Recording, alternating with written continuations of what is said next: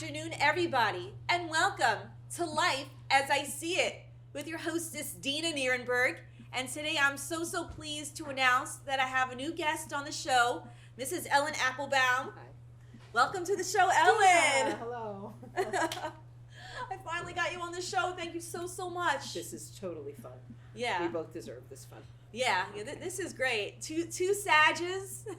Right? Yeah. And it's still, we just passed the Sagittarian mark, though. Oh, it happened last night? Yeah, something like that. Okay. So, I partied it up to the last second. okay. Had a good time. Had a great birthday. Had a milestone birthday. And it was like, I just turned 50. I think I mentioned that in the last show I did. Yeah, I was about to turn 50. Well, now I did turn 50.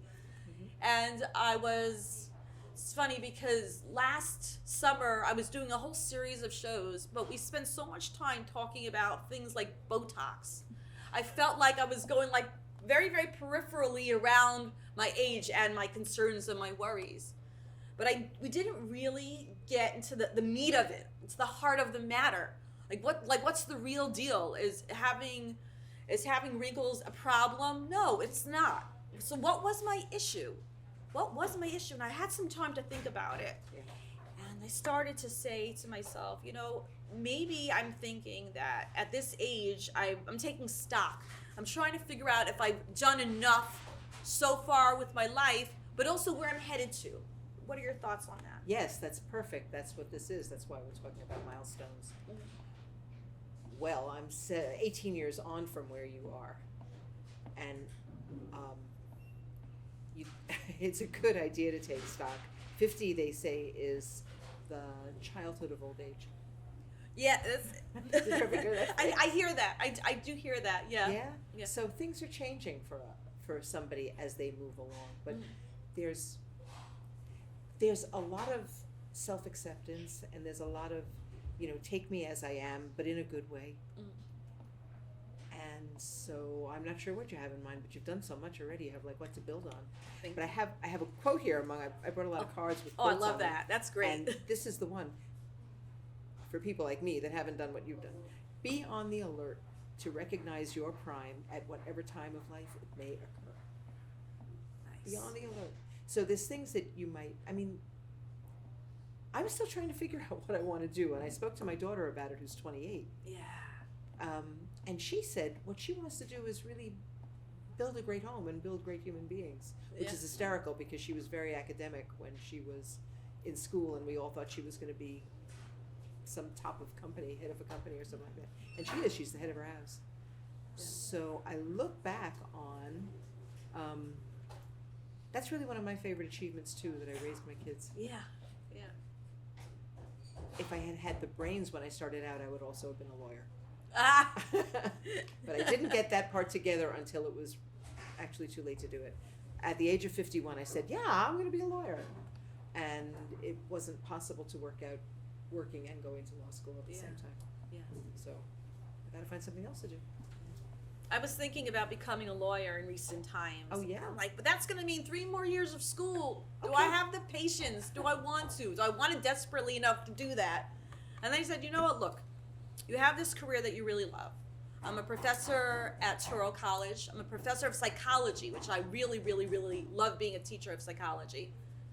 It's interesting because when I first got my master's in human resource management and I went around for a lot of interviews, I felt like they really wanted me for not just the day, but sometimes even in the evenings, sometimes even on Sundays. And I'm like, how am I going to do that when I have 2 small children? So I said I have to find a type of a career that can allow for me to have a family while I'm working. And so I decided, what do I really want to do? I really want to teach.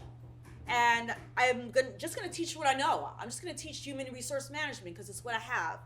And so in the beginning, for 2 years, I taught that from 1998 to 2000. At that point in time, they started asking me to teach new things. Intro to psych, developmental psych, theories of personality. Basically psychology courses that made me need to go beyond the organization and really think about the human psyche. And really think about what's it going to take for a person to get from point A to point everywhere in their life.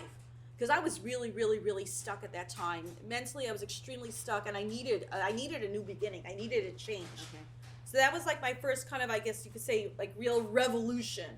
You know, we were saying like when I was like 20, like I was like, oh gosh, I'm not a child anymore. Now I have to be a grown up. But around age 27, 28 was like my first like real like, hello, you're a grown up.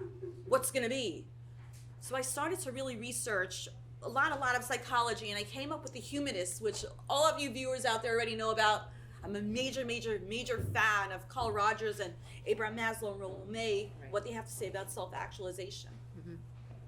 Well, tell me something so that I can, let me hear, something that Maslow said. So basically, Maslow is all about the whole idea of self-actualization. Maslow is all about achieving your highest potential possible, and not letting anything stop you, not letting your psyche stop you, not letting your egoic mind stop you. You know, it's like in our minds, in our egoic minds, basically what is our egoic mind? Basically, it's our thinking minds. You know, that mind that tells us to go here, go there, do this, don't do this, don't do this, don't do this. And yeah, you're 50 years old, and yeah, this is your name, and this is what you do, and this is who you are, and you can't be different, and this is how it has to be, and this is what you've done, and this is where you've been.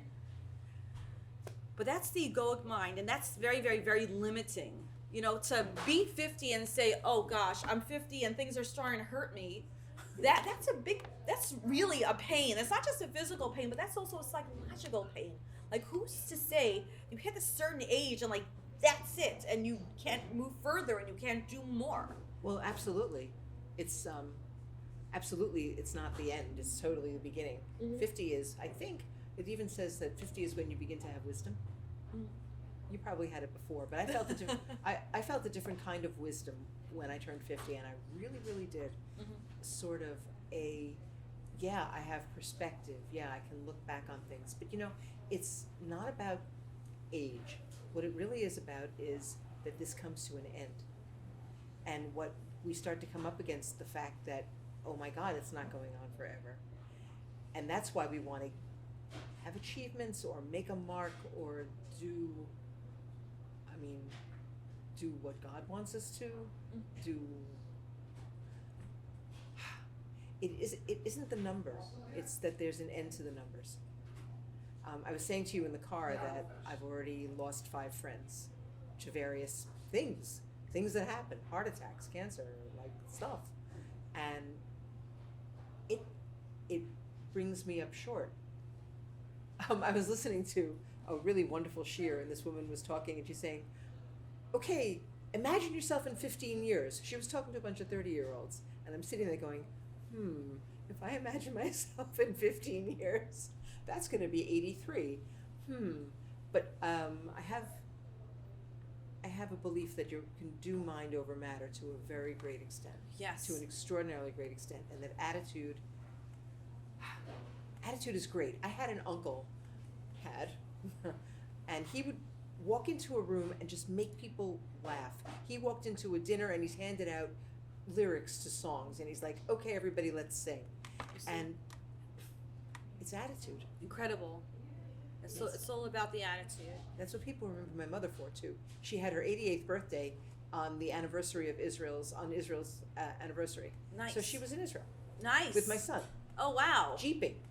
Oh, I love it. You get all dirty, but that's okay. You know, it's like, oh, I've never Yeah. gone jeeping in my life. Well, But now that your my mom. your did mom it. did it, At I'm 8. gonna do it. Okay. Next time, I mean, we're gonna get filthy, Yeah, but it's that's fine. I attitude, can get beyond that. It's all in the attitude. It's really, really, really all in the attitude.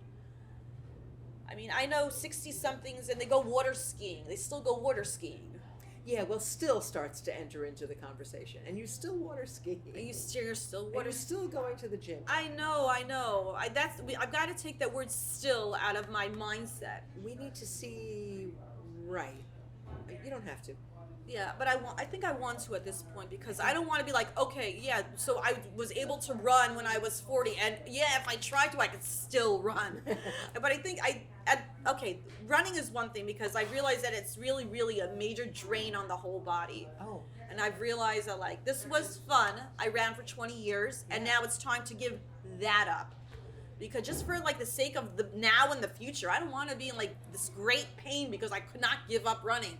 You see sometimes like these need 85-year-olds and they're still in a marathon, like, and they're like trying to like move along, and I'm like, oh yeah, yeah, yeah, yeah. You know? Well, that's their way of telling themselves that they're not that 85. that they're not, and also that they're not giving up.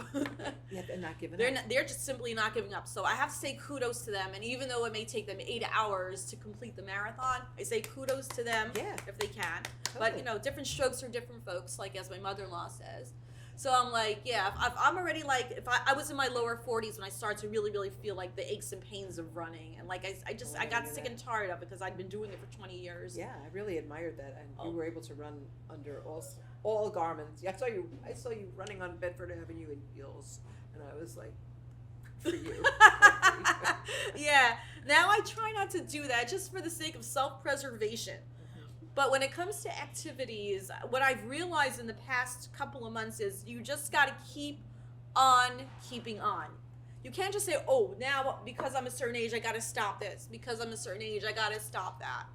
But know, you it's can like- choose to stop it. Like, you put the end to running, not because you had to, and maybe you did have to, but it was more like, I'm done with this now. Put it in a box. Okay, that was great. Right, and Put it I on the found shelf. new interests, Yeah. such as swimming in the Atlantic Ocean, which is like roughly like 2 blocks away from here, actually. And ladies and gentlemen, by the way, today we're at the absolutely amazing Bay Cafe, Yeah. which is right here in the heart of Sheepshead Bay, very close to Brighton Beach. And we're having an awesome time. This is my favorite cafe ever. So again, ladies and gentlemen, if you're ever in the New York area and you're ever, you know, most specifically in the Sheepshead Bay area, please do come down to Bay Cafe for a delicious meal. And stunning service. Yeah, and the people here are absolutely awesome. The people here are so great, and the owner Larissa is amazing. We love her, and this is such a nice place to tape a show. Actually, I know. When you said Yeah. you wanted to do it at the Bay Cafe, I said, oh, it's so marvelous. Mhm. The only... What could be better? Taping a show in one of my favorite places to eat. Yeah, Yeah. very comfortable I place. love this place. Yeah. I could come here every day of the week. Yeah, let's do that. That sounds good, actually. That sounds really good. I know. But yeah. Yeah, we were talking about. Well, there are other changes that are happening, right? Mhm. I'm marrying off my youngest daughter. Wow. Nice. I'm marrying off like I have anything Mazal to do tov. with that. Yeah. And that is any kid getting married is a process. Any kid getting married is Yeah. what I feel this time. You know, my mom's not alive for this wedding. I can't tell you how much I feel that. Talk about transitions and talking about moving on and being up against life. One of the things about weddings that make them so important is that you're up against life. You would never, I mean, I don't want to give up my baby, but I don't want her to lose out on marrying this guy and starting a home. Right. Yeah. You gotta weigh it out. I'd rather see her get married and have kids. No, I want you to take care of me forever. I don't care if you hate it. Right? Yeah. But I feel it all the time. I would like to call my mom. I'd like to ask her advice. I can't believe she's not going to be at the wedding. It is. I feel. Whoa. Words Yeah. don't do it. And they say, oh no, she'll be there. She'll be there. Not the same. It's so interesting because last night I was thinking, you know, Effie told me that he and Esther are going to be parents, and I'm all like, Congratulations. I want to call my Oma. Yeah, right. I'm like, oh gosh, can't call my Oma. You know, at best, like I'll see her in a dream, and I can tell her then, but won't be able to see her face to face and tell her. I know that she knows that I'm having, you know, another grandchild, and I'm so excited. But I'm like, I want to call her. I know. Oh, but I can't. Right. Yikes. Right. Okay. You know, and then you just gotta find your acceptance and just accept that this is life and this is where life is at right this moment. And what am I gonna do with it? Am I gonna you know, go home and just shrivel up in bed and watch TV and just kind of give up on all of it, or am I just going to, you know, keep on moving and keep on going and keep on doing? And there was a very famous psychologist. He was actually the student of Sigmund Freud, who I do not like at all. But I do like his student, Dr. Erik Erikson. And Dr. Erik Erikson, he said like this: there are different 8 psychosocial stages of development, and we develop not just in our childhood and in our teen years, but throughout our entire lives. So basically, there's a stage called generativity versus stagnation. Generativity is all about being in your 40s, 50s, 60s and saying, what am I going to do now? What more can I do? Am I just going to be happy to have my day job and then go home and go to sleep and watch TV, veg out on the couch? Or am I going to take stock and see what else I still want to do? And of course, Erik Erikson says this is the goal at this stage, is to generate and give wisdom. Interesting. Right. And give Give wisdom. Because you got it. And give wisdom. Keep on giving the wisdom. Or conversely, are you going to stagnate? Of course, to stagnate is the actual opposite of generativity. To stagnate means like, oh, well, I'm giving up on it all. I don't feel good. I'm too old. Who's going to listen to me? My knees hurt. I'm tired. It's the end of the day and I have no more energy left. So what am I going to do? So who's really going to listen to me anyway at this point anymore? That's what stagnation is. Basically, you stagnate. You say, okay, so I'm like 40, 50, 60, and no need to go on, no need to do anything further. But the idea is to keep on going. Erik Erikson says, do not stagnate. You've got to keep on generating. You've got to keep on showing yourself as you truly are. You have to keep on actualizing yourself. You have to keep on making your presence known on this earth and leaving this earth a better place for everybody. Mm-hmm. It can be simple things too. It can very be very simple simple things. Oh Lord, yes, yes. Yeah. Mm-hmm. I want to throw out these ideas, just these ideas, because it's a segue of what you're doing, and because I want to make this be beneficial to. I want to add benefit to your show. So here is. Oh, that's so funny. Oh, that's a great one. Life isn't a matter of milestones, but a matter of moments. Loving it. Yeah, right. Rose Kennedy said that. Nice. So do you know who Rose Kennedy is? I actually. She is the mother of John Kennedy. Oh, okay, now we get it. And she had like 13 children. Oh, that's okay. Now it's coming together. So yeah. She lived through a lot of she lived to be a very long time. She lived a very long time. And she went through a lot of terrible things, right? Sure. So it's a matter of moments. And here's my daughter gave me a cup. It says, celebrate the small victories. Mm-hmm. This is all, I'm trying to think, when you were describing what generative is, I was trying to take it into an average everyday week. Because I don't do what you do. I don't teach a class. I don't get up in front of and do a program. But I need to feel like my wisdom can be beneficial. So I think it's the moments. I think it's going down Avenue M and being good to people and smiling at Loving people. it. And Yeah. I'd like it to be more. I would like it to be more. But that's amazing. That's amazing. Because you make one person happy, you help the whole world. I'll give you an example. I was at a friend's midday wedding during the month of September, and basically, what had I done? They got married first of all in City Hall, and then we all met underneath the Manhattan Bridge. And I had bought the cake and the fruit and the sushi, and basically, before we all headed off to the restaurant for the big deal, we had like a bit of a picnic. And by the end of our picnic, I realized that we had literally a ton of fruit still, and I said, what are we going to do with all of this fruit? And then the psychologist in me, the researcher in me, had this amazing idea. Let's bring this platter of fruit around and see what people will do with it. I said, so I went to random strangers. I must have gone to 50 random strangers. Would you like some fruit? Would you like some fruit? Would you like some fruit? What happened? Would you like some fruit? I just wanted to see. I got this idea into my head. So what happened? What happens is that 95% of the people were so excited. They took fruit. They put it on plates. We had a lot of plates. They put it into napkins. They're like, wow, you made our day. They put it into cups. Like, wow, I'm going to take this home for my spouse. I'm going to take this home for my kids. I'm so excited. I'm starving myself. I need the fruit. Thank you. From that I learned, and this is already 3 months ago, from that I learned, just be nice. This is something very small, and this is something extremely, extremely significant. Be nice. Just be nice, because it makes people's day. Like, what was I doing already? I wasn't giving out diamonds. I was giving out pieces of cantaloupe, Well, you became vulnerable. You did something internal that allowed you to make yourself vulnerable. That's right. I started lately making myself vulnerable, like going down the avenue, saying hi to people, smiling at random total strangers, holding open doors for people who seem to be having a hard time holding open their own door, you know? I'm trying. So this is what you're talking about. But these little things mean a lot to everybody. These things are memorable. You Yeah, never. they are. They can change my day from lousy to good. Yeah.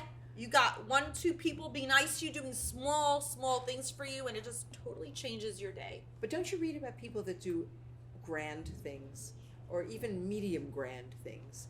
Kids who package lunch and go to the bus shelter and give it, the bus station, and give things out to the homeless. I read about people like this in the magazine that I work on all the time. Do you think that, how would somebody access their inner vision to get to something like that? I'll tell you. I think it's very, very important for a person to remain present at all times. And that means letting go of the egoic mind that tells us that you're like pigeonholed into this box and you gotta be a certain way. Basically, being present-minded, you start to get an idea of what it is that your mission in life is, that what you're supposed to be like. Yeah. And that's the truth. I've discovered that having spent time in my youth as being somebody who just like spends so much time over analyzing, over sometimes even criticizing, overthinking everything, and then once I was willing to drop all of that, what I realized was that, wow, I am an amazing person without all the criticisms, without all the analyzing, without all the, oh my gosh, what have I done? What did I do? What am I worried? I'm worried about the future. If you just live in the here and now, it comes to you. Plus, the moment becomes, evident to you what it is that you have to do. So good for those kids who are giving out food to the homeless at bus shelters. This is nice for them. But everybody's on their own trail. Everybody's on their own mission in life. It becomes known to you when you are present-minded and all the time. That's a good answer. I can use that, and I'm holding it up against an example, a situation in my life where, take for example a caretaker, a mother. Mm-hmm. Take for example a caretaker who's up to her knees in toddlers. Oh, yeah. You can have a vision for your life, but somebody wants a cookie. Yeah. So and you're on two levels at the same time. You're sailing, like I can do this, and the practicalities of the moment I are want a making cookie. you do something totally other, something really down in the trenches. But it's not. It's what you make of it. It's what you make of it. You could either like throw out that Oreo to your toddler and Here, say, catch. "Cookie, here, catch," or here's the package, take. Or you can say, "Oh, darling, you want an Oreo? Oh, Oreos are the best." You give them this Oreo, and you give with so much vivaciousness and so much presence of mind that you could actually turn something that's extremely ho-hum, such as giving your toddler a cookie, into an absolute moment that your toddler will remember forever and pass along as part of your legacy. Yeah. Oh, my mom didn't just do, she really did. And when she did it with heart. Right. Everything is a big deal. Every amazing thing that you do, either giving a toddler an Oreo or giving food to the homeless, it's a big deal, and it's kindness. It's kindness of heart. And it develops you. It does in so And that's many the thing. ways. Our It's all- children change us. Yeah, it develops you. I've read sometimes, in a relationship, for instance, you are here because this is where Hashem wants you to be right now. Right now, that's right. And when you learn what you have to learn from this, you'll do something else. It's true. Yeah. It's exactly right. I think that's what happened with the running with you. When Yeah. you learned what you needed to learn. What were you in it to do? What did I need to learn from running? I needed to learn that you just don't get to give up. You're at mile 20 on the marathon, and it's devastating already. You cannot physically move anymore, and mentally, your brain is trying to tell you, just get off the road. There are cabs that'll take you back to Central Park, and you'll meet your spouse, and you'll meet David, and that's it. But you know what? You say, I don't care about what my body is telling me at this point. I don't care anymore what my mind is telling me. My mind is telling me, get the heck off the road. I'm just going to do this. And you realize that there's this third dimension to yourself that goes beyond body, that goes beyond mind. It's all about soul at that point. And you're like, my soul can conquer everything. It does not matter at this point what is going on. If I choose, if I put my will toward doing this, this is going to happen. I'm going to cross the finish line. Okay. And yeah, And you did every time. Right? every time I did. I had varying times, I'm gonna admit, but every time I did pass the finish line. With just that feeling, it was like incredible. And it's and I used to do those 5Ks around Prospect Park, and I used to actually I win. did one of those. Yeah, I did one. And that's it was right. so My much first. My first. Yeah, that's right. Actually, I believe I won that one. But I'm gonna be brutally honest with you. There was this point in time where my mind was going, how much more can you do of this quick type of running? And you're running you're running your heart off. You're running your brains out. Why don't you just get off the road and call it a day and say, yeah, I did what I could, but I did all that I could, and I'm done now. I hate that. Even though it's true, but to give into that, You cannot give into that weirdy type of temptation. And I just, all the time, I just stay on the road. I'm like, I'm finishing this. I don't care what my mind is telling me. Get off the road. I'm gonna do this, and I've done it. Yeah. And I've garnered 2 golds in my life and a silver. And I've never ever been sorry about that time in my life when I was just so focused on running, because it taught me a lot about life in general. You can't give up. You can't give in. And it doesn't matter if you're having pains, and it doesn't matter what your mind is telling you. Oh, you're old, so knock it off already. No, you got to keep on moving in every way. Every which way. Which way. Yeah. I think for that you also need some time to yourself every day. Oh, yes. Oh, look, a Sagittarius always need time to ourselves. Oh, is that true? I believe so. I'm I believe Sagittarius need a lot of time for themselves. My fantasy really is to rent an RV, to own an RV, somehow have an RV in my life and go every place, preferably like Arkansas and the Ozarks and Yellowstone and Yosemite, and just drive. I'm not going to ask to come along because it seems like this is your thing for you. Oh, yeah, but you can tell me all about your adventures. Well, I wonder how I could really make that happen. It probably could. Yeah, why not? It really could. What sort of happens is throwing the idea. I learned when I was in my early 20s a meditation technique that's not a religious meditation, but it is about visualizing the end product and putting a lot of white light around the end product. Nice. Yeah, and we would do it in a meditative state. What I'm in right now is not that state, but that is exactly how these things happen, and all of the details are not in my control, really. Kind of God arranges the details. Yeah. And I've seen that happen more than once. Wow. I've seen that happen more than once. I needed a break from being married, and I was not willing to get separated or go through all the hassle of all this sort of thing. And you know what happened right around that time? My husband got it in his head that he needed to go to Texas and take a year and a half long course in watchmaking. And it was exactly the same time. And I had sent a great deal of money to some particular tzedakah that's he's like, should I do this? And my jaw dropped, and I said, thank you, God. Yeah, I think you should. Yeah, I really think you should. And he did it, and I had the break, and it was wonderful, and the kids and I all just got to be with ourselves for that year and a half. And there wasn't the trauma of a split up. Even though we needed it to be in separate rooms or separate states. But that never came up, and that would have made it a lot worse. Right. It was just, he's going to go away and learn something. So the thing I've learned in my million years of life is that I've seen it also being done by people who are in 12-step groups, that when I can turn the process over to God and really let go, they say let go and let God. Yes. Which is really hard. God comes up with some amazing ways of causing things to happen.